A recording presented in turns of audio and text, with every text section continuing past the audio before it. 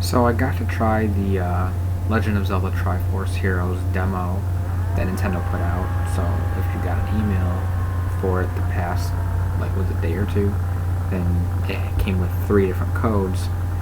One for you and 2 for 2 of your friends. So that way you guys can play together. And they also gave out different online times throughout this weekend where you'll be able to play. Right now, it's still going on. It's like from 8 p.m. to 1 a.m. Eastern time. That's today, Friday. And like I said, it's as I make this video, it's like 11:50. It's almost midnight, so it's still going on. And then tomorrow it's supposed to run, I think, the same time, 8 p.m. to 1 a.m. Eastern time, and then I think it's like 10 a.m. to 3 p.m. on Sunday. Don't quote me on that. But again, this is Eastern time. I know the email said Pacific time, but I live in Eastern time zone, so that's what I go by. Anyways, I played a bit of it. I was on 2 different teams, and I played all 3 of the sections. There's 3 different sections, and I just wanted to give my impressions on it, pretty much. So first off, I can say is I really, really enjoy it. I mean, I kind of knew I would because it's it's a Zelda game. I enjoy pretty much any Zelda game. But I was very, not weary of it, but I was very curious about it. Like, it seemed to be doing things differently. And I've been excited from the get-go, but I've been like, I wonder how this is going to go. But it's pretty much like sort of what you'd expect. It is multiplayer focused. It harkens back to that Four Swords feel, and I really, really enjoy that. Granted, this demo can only do local co-op and online co-op with strangers, not with friends. So, like I said, I was on 2 different teams, and it was both with strangers. Now, one of the cool things I like, this is something that people got annoyed with, like they do with every Nintendo title, is the voice acting thing. There's no voice acting, not voice acting, my mistake, voice chat. There's no voice chat, online voice chat.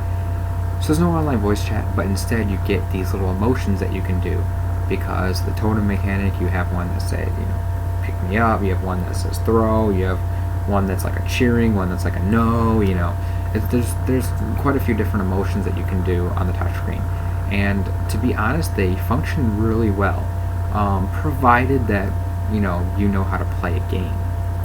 That's kind of where next point I was getting into is that, see, I was on 2 different teams, and the first team, I played the first 2 areas, and we got along pretty well. Like, we're all 3 of us, you can tell we're gamers, we're veteran Zelda players, we're experienced. We all knew what to do, and we used the prompts to communicate rather well. We got through our stuff perfectly fine. After the second match, or dungeon area, whatever, then I think one of them disconnected, so it booted us all out. And then I went on to the 3rd area with a different team. Now, this one guy was really good, and the other person was really inexperienced. Like, they really didn't know what to do. They kept, like, picking us up at random times and, like, throwing us at random spots. A lot of times they threw us in the lava, and it was just, So that's definitely going to be a problem with it, is the fact is trying to do random people. I mean, you're going to get inexperienced people. You're going to get trolls, obviously. I didn't experience any trolls, but I can tell that person was inexperienced. Like, that person wasn't deliberately picking us up and in the lava over and over again. No, they did it by mistake just quite a few times, and then they did other stuff. Like, they randomly picked us up and they were trying to figure out a puzzle. Like, they were doing very weird stuff. Like, there's moments where you have to, in order to cross a gap, you have to use your gust jar to blow air at one of the other players to toss them across. And me and the other guy were trying to say, use the item. And he kept going over and just blowing air over and over again over the lava. Like, and then it got to the point where I would pick up the guy, toss him behind the other guy, and then say, item, use item right there where you're standing. And he would instead move back over to the ledge and just blow more gust on the lava. And it's like, really? Like, it's just, things like that are a no-brainer. But then again, everyone's different. Maybe Zelda's just not that person's cup of tea. But anyways, yeah, I thought it was really good. The totem mechanic, which is the big thing in this, where you stack everyone, it's done really well, and it's done in a way that it's used, like I said, it's used really well, but it's not spammed either. There's plenty of puzzles that don't utilize it, but then there's also plenty of puzzles that do utilize it. The ones that do utilize it are very well done. They're very unique. Puzzles that really you haven't really seen in the Zelda games before. They involve different forms of elevation, and just it's really unique and really cool. And like I said, at the same time, it's not spammed. Like part of me was afraid that like, oh, every puzzle was going to revolve around the totem, mechanic, and that's not necessarily the case. It is a big part, but it's not like shoved down your throat, and I like that. It's a good balance. As far as other stuff, like I said, it really depends on teamwork. There's a lot of those Four Swords type puzzles there where you have to, throw your teammates to other platforms, activate switches, and do stuff in conjunction, move blocks in conjunction. There's a lot of that there carried over from Four Swords. That's really good. One thing I really like about this, it's something that I was, again, very curious about, not weary, but curious about, and that's the different costumes.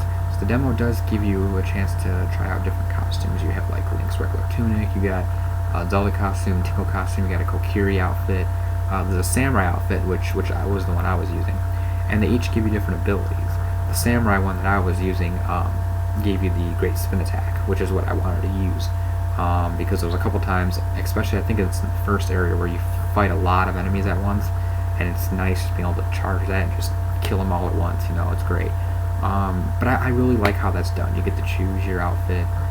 It gives you different abilities, and in the demo you can't really get the full potential out of it, but I can see in the main game where there's going to be levels to where certain outfits are going to be better. Like you may want to use this one because may give you an advantage at this level, and this one may give you an advantage at a different level. I can easily see how that's going to play out. Again, I haven't played the full game. This is the demo, but this is just what I'm predicting based on how it looks. So I wouldn't be surprised that's how it is. Other than that, there's not really much else to say. Like I said, I can already tell. We already know it's not going to be an open world, Zelda game like most of the other ones are, where there's an overworld and everything. It's gonna, it's gonna be that level format, kind of like Four Swords and Four Swords Adventures, which I'm fine with because we haven't gotten one of those in a while. Last one we got was technically Four Swords Anniversary on the DSi 3DS, but that was mostly an enhanced port of the original Four Swords. So technically, if you want to get for real, the last newest Four Swords game that we got was Four Swords Adventures on the GameCube back in 2004, I believe. So it's been a while. It's been a good 11 years. Yeah, 11 years. So I'm excited to get it. I will have fun playing the single player when the game comes out, and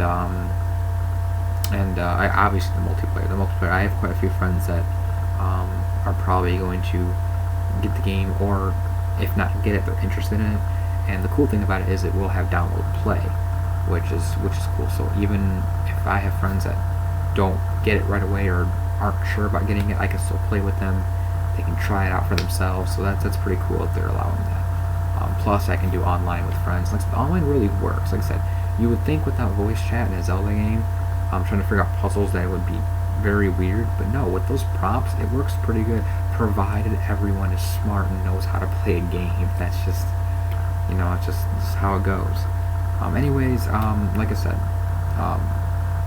that's pretty much it. What do you guys think? Have you guys played the demo? If you guys played the demo, and what are your thoughts on it? Let me know in the comments, and yeah, I will catch you guys later.